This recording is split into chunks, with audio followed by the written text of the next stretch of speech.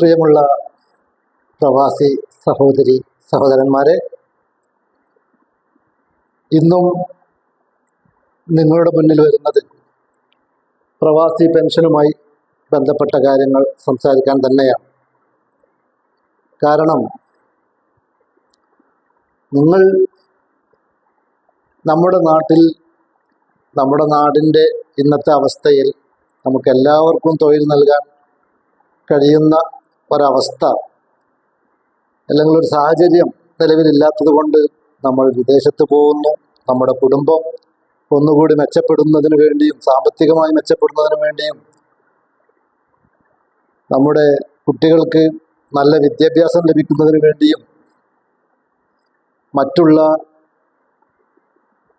അശരണർക്കും വളരെ പാവങ്ങൾക്കും ഒരു കൈത്താങ്ങാവാനുള്ള ആഗ്രഹവും എല്ലാം കൊണ്ടും തന്നെയാണ് നമ്മൾ വിദേശത്ത് പോയി ജോലി ചെയ്യുന്നത്.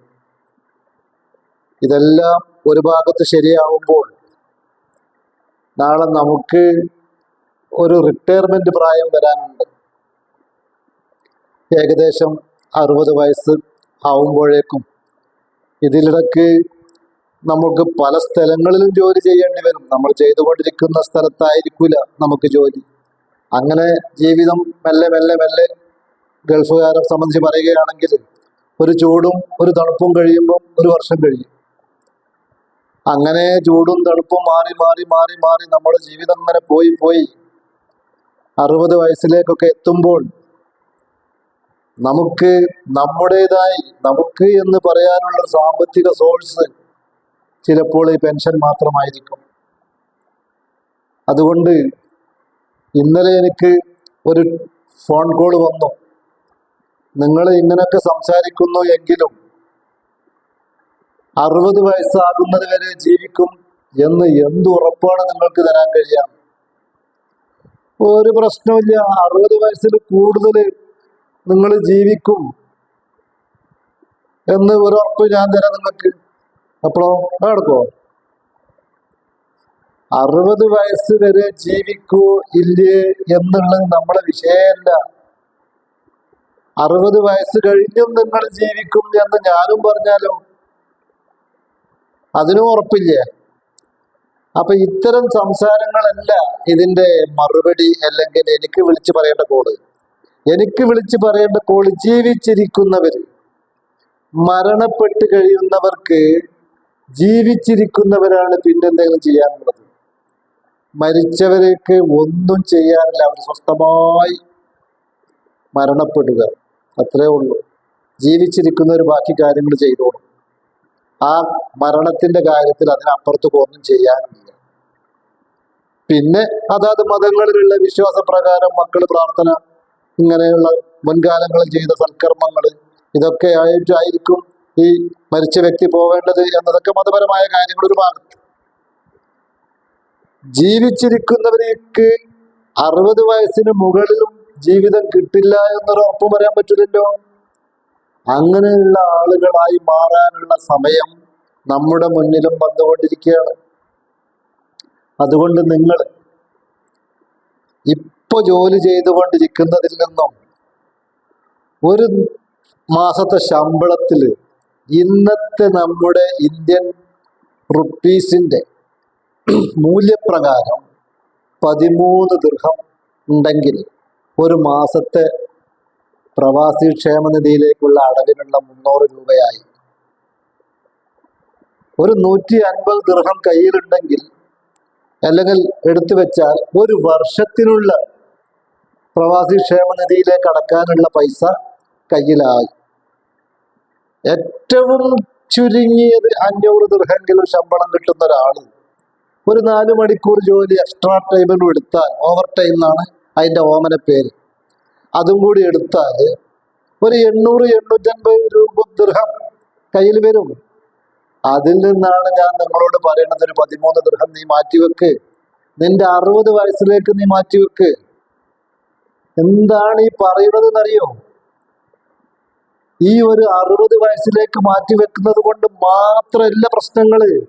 നമ്മൾ ജോലി ചെയ്യുന്ന സ്ഥലങ്ങള്, ആ സ്ഥലങ്ങളിൽ വരുന്ന പല പല പ്രശ്നങ്ങളുണ്ട്.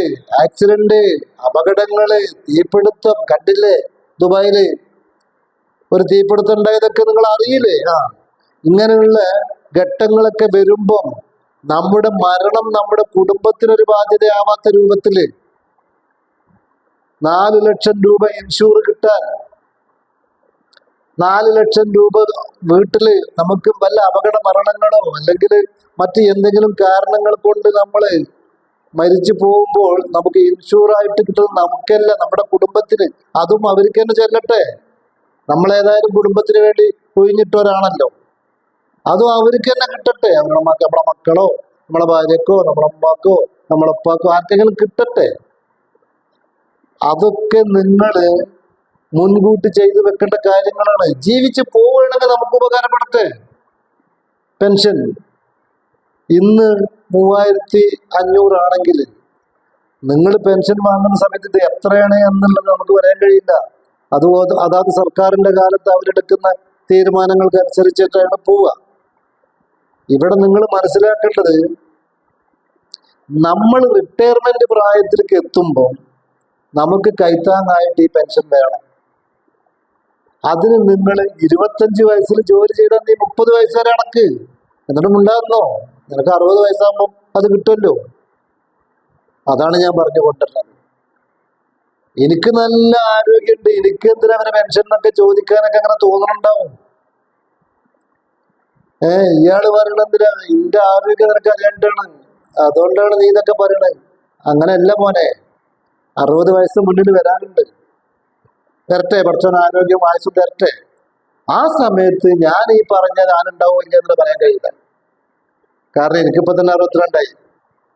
നിങ്ങൾ മനസ്സിലാക്കേണ്ട ഒരു കാര്യമുണ്ട്. കേരളത്തിന്റെ ആരോഗ്യ ആയുസ്സുകൾ കണക്ക് കൂട്ടുമ്പോൾ ആദ്യം 50-55 പോയി, 55 60 പോയി, 60 65 പോയി, ഇപ്പൊ 70-ലേക്കാണ് കിടക്കുന്നത് ആയുസിന്റെ ദൈർഘ്യം. അത് മറക്കണ്ട. മനസ്സിലാകണ്ടോ?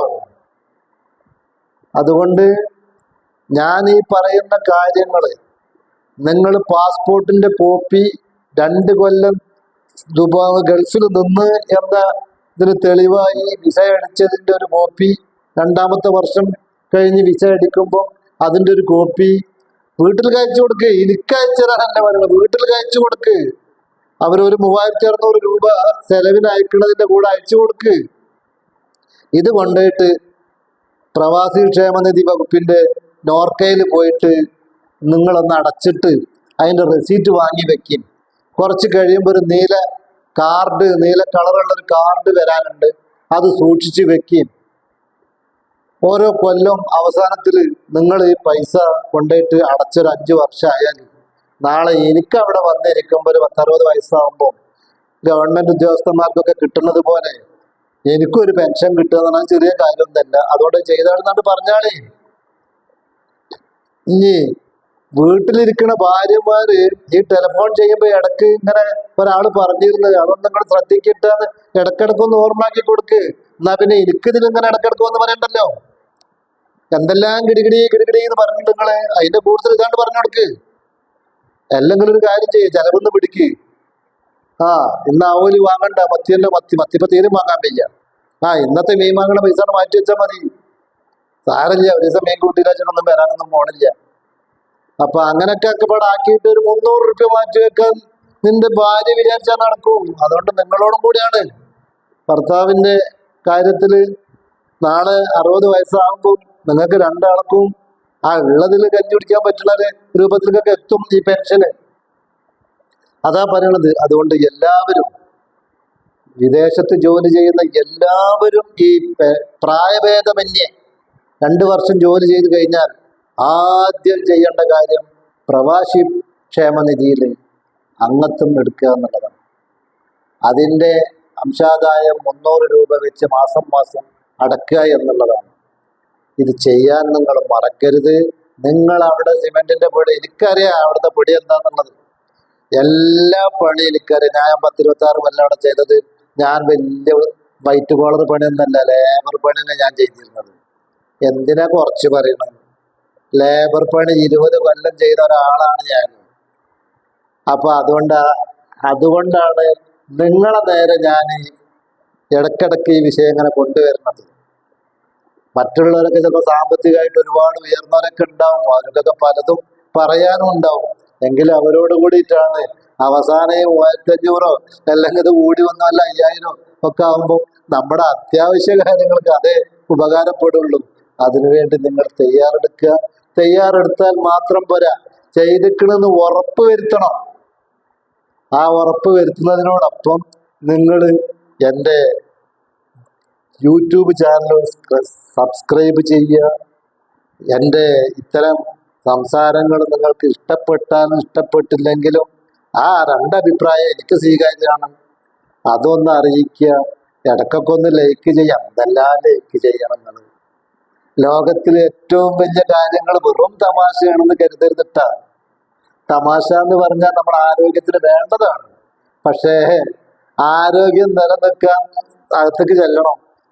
അത് ചെല്ലണം എന്നുണ്ടെങ്കിൽ നമുക്കൊരു 10-60 വയസ്സായാലും ഈ തമാശയൊക്കെ നിലനിൽക്കണ്ടേ? അപ്പൊ അതിന് ഇതൊക്കെ ചെയ്ത് വെച്ചോളി. അതുകൊണ്ട് ഇതും നിങ്ങൾ കാര്യത്തിലെടുക്കുക. ഏത് സബ്സ്ക്രൈബ് ചെയ്യണം എന്നുള്ളതല്ല കാര്യത്തിൽ എടുക്കേണ്ടത്. നിങ്ങൾ പെൻഷൻ കിട്ടാൻ ഇയാൾ പറഞ്ഞത് കേൾക്കച്ചെങ്ങായിന്റെ ഗടിഗടി ഇങ്ങനെ എന്നും കേൾക്കണ്ടെന്ന് വിചാരിച്ചിട്ടെങ്കിൽ നിങ്ങൾ ചെയ്യും. അങ്ങനെ ചെയ്ത് നിങ്ങൾ നിങ്ങളുടെ ഭാവി ഒരാളും നമ്മുടെ ആ 60 വയസ്സാകുമ്പോൾ കാലുകൊണ്ട് തട്ടാത്ത രൂപത്തിൽ ഒരു 100-150 രൂപ നമുക്കും വരുമാനം സർക്കാരിന് തരുന്നുണ്ട് എന്നുള്ളൊരു അഭിമാനമുണ്ട്. അതും കൂടി നിങ്ങൾ മനസ്സിലാക്കുക കേട്ടാ. ഇന്നലെ ഒരാൾ ഫോൺ ചെയ്തിട്ട് പറയണ്, ആ പൈസ എൻ്റെ കയ്യിൽ വരുന്നതാണ് എൻ്റെ ജീവിതം മുന്നോട്ട് കൊണ്ടുപോകുന്നതെന്ന്. അതിൻ്റെ അർത്ഥം നിങ്ങൾക്ക് എന്തെങ്കിലും മനസ്സിലായോ? ഇങ്ങനെ നിങ്ങൾ ആലോചിച്ച് മനസ്സിലാക്കുക. ഇത്രയും കാര്യങ്ങളാണ് ഇന്ന് ഞങ്ങളെ കട്ടൻ ചായ വിശേഷത്തിൽ പറയാനുള്ളത്. പറഞ്ഞതുകൊണ്ട് തന്നെ പറയണം എന്താ ഇയാളെന്ന് വെച്ച് കഴിഞ്ഞാൽ അതും ഇതും കൂടി ഒന്ന് കേട്ടുവെക്കുക. ഇനിയും വരും ഞാൻ നാളെ തന്നെ ചിലപ്പോൾ പെൻഷനുമായി ബന്ധപ്പെട്ട് എനിക്കൊരു പുതിയ അറിവ് കിട്ടിയാൽ അത് പങ്കുവെക്കാൻ ഞാൻ തരും. ഇന്ന് ഞാൻ വന്നത് 25-30 വയസ്സായിട്ടുള്ളവര്, പുതിയതായിട്ട് ജോലി ചെയ്യുന്നവര്, ഇവരെ കൊണ്ട് നിങ്ങൾ പെൻഷൻ എടുക്കുമെന്ന് പറയാനാണ്. അത് മറക്കണ്ട. അത് മറക്കാതെ നമ്മുടെ ജീവിതം ഭാസുരമാക്കുക, മുന്നോട്ട് പോവുക. സർവശക്തൻ നമ്മളെ എല്ലാവരെയും കാത്തുരക്ഷിക്കട്ടെ അപകടങ്ങളിൽ നിന്നും ആപത്തുകളിൽ നിന്നും. അതിനായി എല്ലാവരും വിശ്വസിക്കുന്ന മതം ദൈവത്തിനോട് പ്രാർത്ഥിക്കുക എന്ന് പറഞ്ഞുകൊണ്ട്